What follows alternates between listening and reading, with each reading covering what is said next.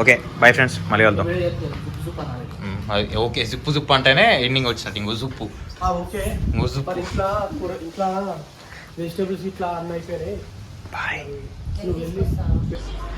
Friends, ఎండకు వశపడక AC వేసుకొని అందరం ఇంట్లో పొదిగాము.